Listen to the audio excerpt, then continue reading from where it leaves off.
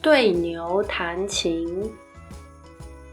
很久很久以前，有一个很聪明的人，名字叫蒙龙。他读过很多书，也很了解佛教的道理。很多人都知道他很有学问，所以常常来问他问题。有一天，有一个人问他：您不是很懂佛教吗？为什么您总是用儒家的故事来回答我们的问题，却不直接用佛教的经文来解释呢？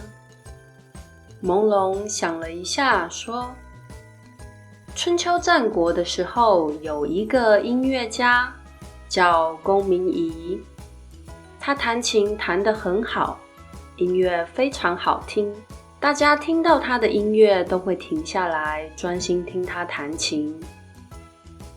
有一天，公明仪带着琴去郊外，到了一个风景很漂亮的地方，他停下来，坐在一棵树下开始弹琴。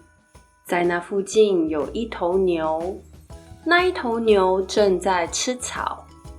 公明仪弹了一首又一首的曲子，可是那头牛完全没有反应，只是一直低着头吃草。后来公明仪不弹曲子了，他用琴模仿蚊子嗡嗡的声音，又模仿小牛呜呜的叫声。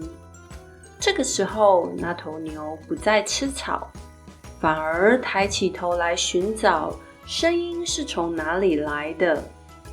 蒙龙说完这个故事后，看着那个人说：我想你们对儒家的故事比较熟悉，比较不懂佛教的道理，所以我用你们熟悉的儒家故事来回答问题，这样你们会更容易明白。如果我用佛教的经文来解释，你们可能会有更多疑惑。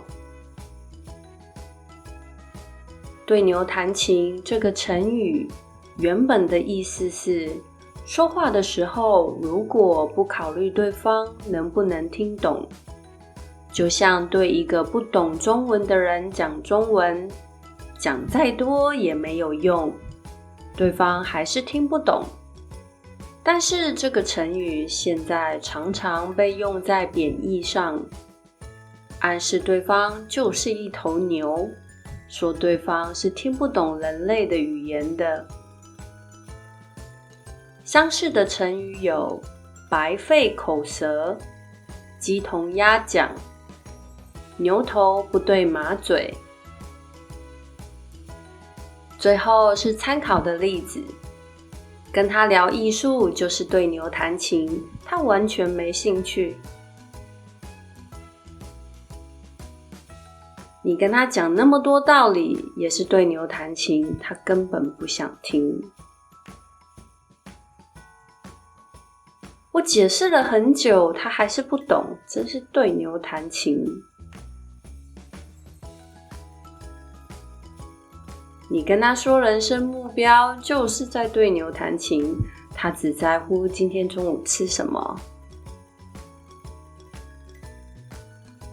就算老师很有学问，如果学生听不懂，那也是对牛弹琴。学会了吗？在你的母语里也有对牛弹琴的故事吗？